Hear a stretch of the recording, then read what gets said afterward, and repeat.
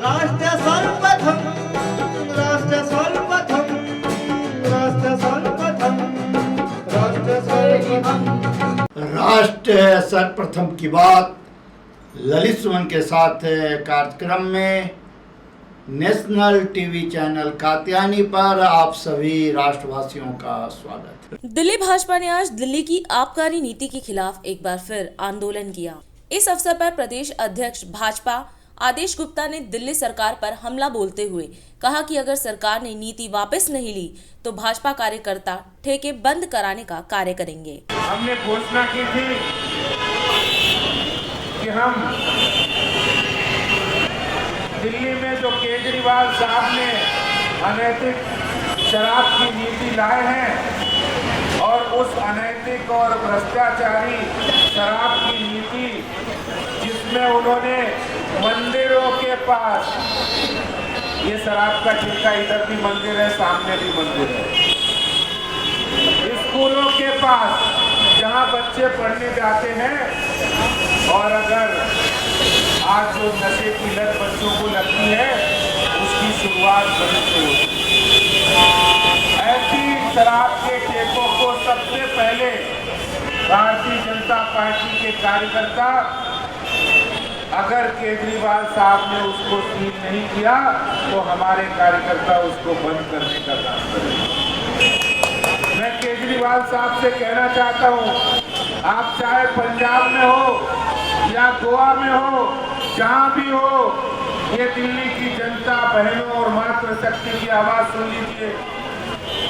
दिल्ली की जनता की आवाज है कि जो आपने अपने फायदे के लिए और शराब माफिया के फायदे के लिए जो शराब के हजारों ठेके खोले हैं, उनमें से इन ठेकों को आप तुरंत बंद कीजिए। सुन लीजिए केजरीवाल जी, आपने ही कहा था उस स्वराज पुस्तक में 7 साल पहले, और आपकी बात पर जनता ने यकीन किया था, उसमें आपने लिखा था कि कोई भी शराब का ठेका नहीं खुलेगा, और अगर खुलेगा तो वहाँ की महिला संगठन, वहाँ की मोहल्ला सभा, वहाँ की RWA से हम परमिशन लेंगे। तो मैं आपसे पूछना चाहता हूँ, क्या 7 साल पहले जो आपने विचार लिखे थे वो विचार सत्ता में आने के बाद, कुर्सी मिलने के बाद बदल गए क्या? क्या आपने अपने विचार परिवर्तित कर दिए? क्योंकि आपने कहा था कि अगर कोई शराब की नई ठेका खुलता है तो इसमें हजारों जो उसमें भ्रष्टाचार होता है उसमें नेता और अफसर मिलकर पैसा खाते हैं।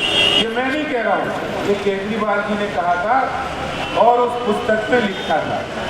तो भाई जब कोई आदमी विचार व्यक्त कर रहा है और सिर्फ भाषण में नहीं, वो किताब में लिख रहा है, तो या तो वो जो उन्होंने बात कही वो पूरे मन और सच्चाई के साथ नहीं, या तो उसमें कोई झूठ है, या अब केजरीवाल जी बदल गए हैं कुर्सी पाने के बाद। ठीक है, दिल्ली में 250 दुकानें थी और उसकी एक शराब पॉलिसी थी और वो स्टैंडर्ड थी, उसका पूरी देश के अंदर कई राज्यों ने अनुसरण किया।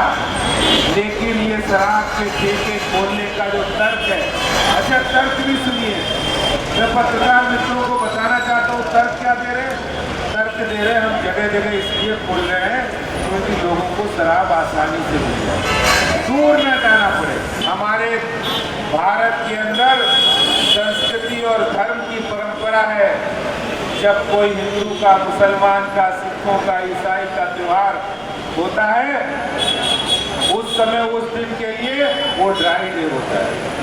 ऐसे 21 ड्राई डे जिसमें से घटाकर 3 कर दिए और 18 वो दिन, चाहे होली हो, दीपावली हो, गुरु गोविंद सिंह जयंती हो, महावीर जयंती हो, क्रिसमस हो, मुहर्रम हो, ऐसे त्योहारों पर भी अब शराब बिका करेगी खुलेआम। इसलिए आज दिल्ली में जो जनता की आवाज बनकर हमारी मातृशक्ति, हमारे पार्टी के कार्यकर्ता आवाज बनकर आए हैं। केजरीवाल जी, आप कान खोलकर सुन लीजिए, दिल्ली कोई अवैध शराब का ठेका जो आपने नई पॉलिसी बनाई है वो भी आपकी अवैध है, और जो शराब के ठेके मंदिर और स्कूलों और धार्मिक स्थलों के पास खुले हैं उनको भारतीय जनता पार्टी के कार्यकर्ता बंद कराने का काम करेंगे।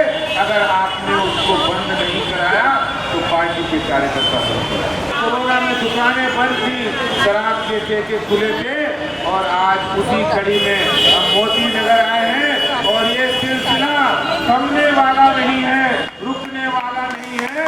केजरीवाल जी शराब की दुकानें अगर बंद कीजिए नहीं तो सिलसिला जारी रहेगा। हमारे कार्यकर्ता इसको बहुत बहुत धन्यवाद। 22 वर्षों से प्रकाशित मदर इंडिया पत्रिका, पढ़ते रहें देश दुनिया की खबरों के लिए।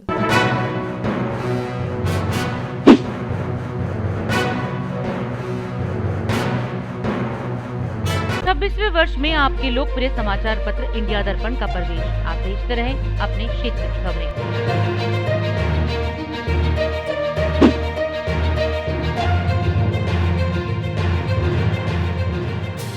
और अधिक खबरों के लिए आप हमारे YouTube चैनल दैनिक इंडिया दर्पण को अभी सब्सक्राइब करें और नोटिफिकेशन के लिए बेल आइकन को प्रेस करना ना भूलें।